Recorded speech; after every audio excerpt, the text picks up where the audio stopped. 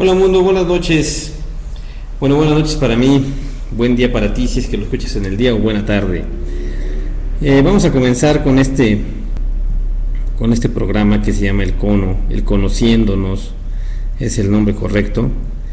Y pues más que nada estoy ahorita iniciando esta aventura en compañía de mi familia, que son los que me están escuchando por allá, que en este caso es la única persona que, bueno, las únicas personas que me están escuchando, pero yo sé que va a haber más gente que me va a escuchar después, porque estoy grabando esta sesión.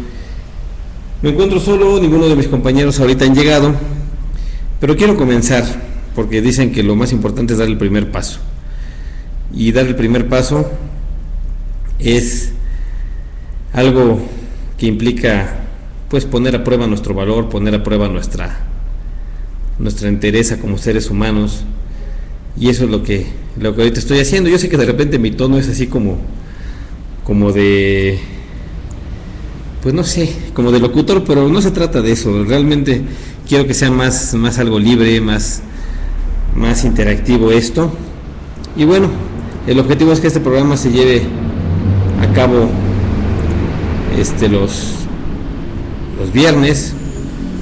En este momento ya estoy checando aquí en la pantalla que tengo dos visualizaciones, una la mía y una la de mi familia que me está escuchando, a los que les mando un enorme beso, donde quiera que estén. Bueno, yo sé dónde están. Y que también pueden chatear, porque aquí tenemos el chat y estoy conectados con ellos por otro chat, con ellos también por otro chat. Hasta se vio el camión, fíjate. Qué bueno, entonces ¿le bajo o no le bajo? Tú dime. Bueno, lo que vamos a comentar hoy, y es el tema principal, el que les había platicado desde el anuncio, es acerca de este libro, de este personaje que se llama El hombre en busca de... Bueno, el personaje se llama Viktor Emil Frankl, y su libro es el hombre en busca de sentido. Este libro, pues, yo sé que a los estudiantes de psicología se los dejan, pues, como una obra, como una rama de la psicología a estudiar, y yo no soy estudiante de psicología.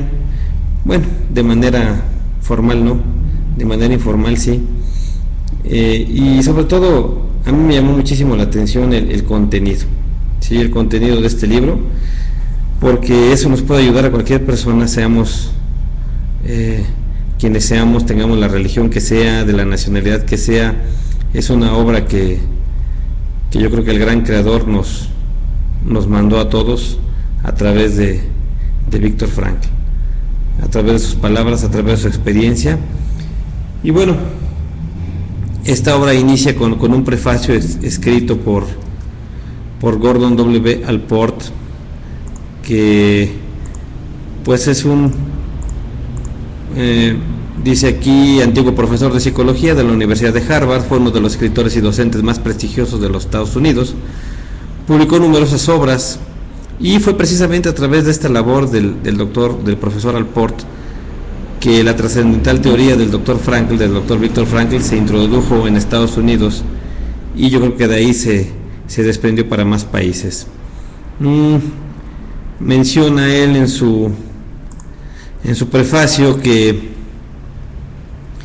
es una obra que encanta, es una obra que hipnotiza, por así decirlo, a las personas que la leen, que es a veces imposible escapar de su hechizo. Y es algo que yo coincido con él, porque pues para mí esta obra ha sido trascendental en mi vida y me ayudó muchísimo para comprender y valorar lo que como seres humanos tenemos, lo que como seres humanos somos. Y entonces por eso quise transmitirla. De hecho, por ahí hice algún video, a lo mejor por ahí lo subiré en mi canal de YouTube, ya les informaré después. Subiré el video, pero ahorita lo más importante es platicar un poquito de esta persona, de este excelente psicólogo que nos regalaron a todos los seres humanos. Entonces, comenzando con esto, viene la primera parte dividida, el capítulo primero se llama Un psicólogo en un campo de concentración, en el que Viktor Frankl más que nada habla de que en este libro no se va a ocupar tanto de los grandes horrores que fueron descritos por muchas personas acerca de esta etapa de la humanidad que significó el Holocausto, sino más que nada quiere dar respuesta, dice, a la siguiente pregunta, que es ¿cómo incidía la vida diaria de un campo de concentración en la mente del prisionero medio? Es una historia realmente impresionante.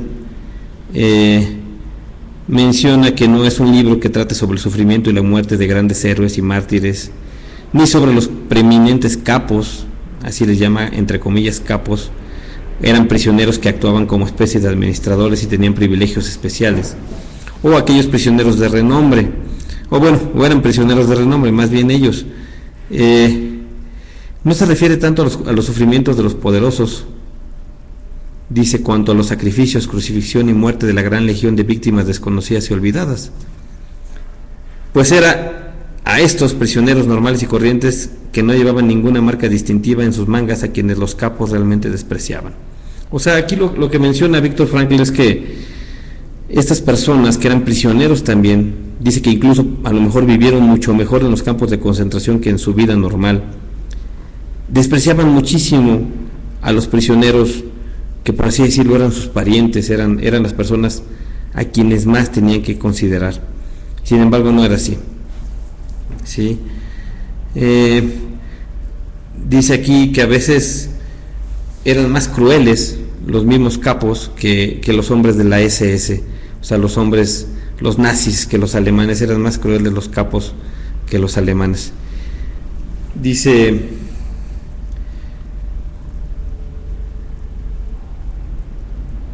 aquí Viktor Frankl en su capítulo primero, dice: los capos se elegían de entre aquellos prisioneros cuyo carácter hacía suponer que serían los indicados para tales procedimientos, y si no cumplían con lo que se esperaba de ellos, inmediatamente se les degradaba. Pronto se fueron pareciendo tanto a los miembros de las SS y a los guardianes de los campos que se les podría juzgar desde una perspectiva psicológica similar. Entonces, lo que Viktor Frankl quiere hacer en este libro, más que nada, es mostrar cómo estos señores, estas personas que al parecer deberían ser pues más considerados, pues no lo eran, y lo que quiere más que nada hacer él es analizar desde un punto de vista psicológico el comportamiento de los prisioneros, ¿sí?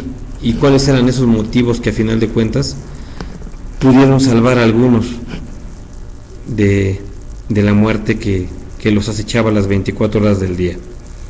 Mi objetivo de contar esto no es tanto para hacer una referencia histórica, sino más que nada para reflexionar, y que cada persona que escuche esto lo pueda llevar a su vida personal y ver de qué manera lo puede aplicar. Dice aquí también, ya pasando a otra parte, dice selección activa y pasiva. Había una selección. Nos dice Viktor Frankl: es muy fácil para el que no ha estado nunca en un campo de concentración hacerse una idea equivocada de la vida en él, idea en la que piedad y simpatía aparecen mezcladas, sobre todo al no conocer prácticamente nada de la dura lucha por la existencia que precisamente en los campos más pequeños se libraba entre los prisioneros del combate inexorable por el pan de cada día y por la propia vida, por el bien de uno mismo y por la propia vida, por el bien de uno mismo y por el de un buen amigo. Dice él que oficialmente, como ejemplo, se anunciaba que se iba a trasladar a unos cuantos prisioneros a un campo de concentración, pero no era muy difícil adivinar que el destino final de todos sería, sin duda, la cámara de gas. Se seleccionaba a los más enfermos o agotados, incapaces de trabajar, y se les enviaban a algunos de los campos centrales equipados con cámaras de gas y crematorios. Lo único que importaba en un campo de concentración era el nombre de uno o el del amigo. O sea, lo único que importaba, era que el nombre o el del amigo fuera tachado de la lista de víctimas, aunque todos sabían que por cada hombre que se salvaba se condenaba a otro. Eh, Dice, cuando ellos entraban, eso lo menciona más adelante, pero dice que cuando ellos entraban a un campo de concentración se les quitaba todo, todos los documentos y objetos personales. Dice él que al menos ese era el método en el campo que él entró, que fue en Auschwitz. Por consiguiente, cada prisionero tenía la oportunidad de adoptar un nombre o una profesión falsos. Y lo cierto es que por varias razones muchos lo hacían. Algo que comenta él en alguna parte posterior es que pues cuando le preguntaban a qué se dedicaba antes de llegar al campo de concentración, él decía que era médico y no daba más explicaciones. No decía que era psiquiatra, simplemente decía que era médico, y gracias a eso pues pudo trabajar de cierta manera ayudando a personas enfermas, casi a punto de morir. Eso era lo que Viktor Frankl hacía. Dice que a veces los números se podían cambiar entre ellos también. Dice aquí también que para el proceso para seleccionar a los capos era de tipo negativo. Los capos, acuérdense, ya lo mencioné, eran prisioneros que pues cuidaban y ayudaban a los guardias a cuidar a los otros prisioneros. Dice, para ese trabajo se elegía únicamente a los más brutales, aunque había algunas felices excepciones. Bueno, hay una parte en el primer capítulo que se llama el informe del prisionero número 119.104, ensayo psicológico.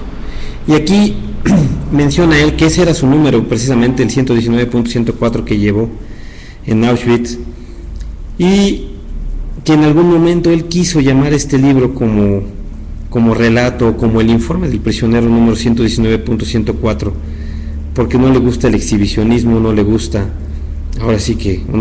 llamar la atención a Viktor Frankl, pero también recapacitó después y se dio cuenta que el hacer esto le iba a quitar la mitad del valor a su trabajo, porque él estando ahí encerrado en el campo de concentración, pues hizo lo posible por salvar a mucha gente, hizo lo posible por ayudar a muchas personas a sobrevivir, y sobre todo hizo lo posible por sobrevivir él mismo.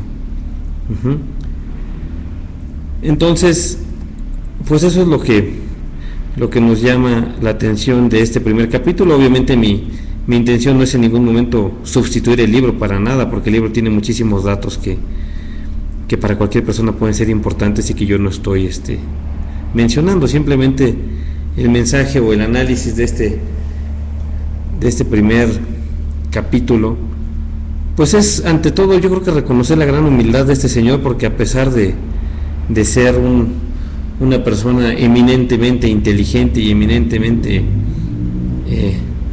agraciada con todos esos dones que le dieron para poderlos transmitir a toda la gente, es una persona muy humilde.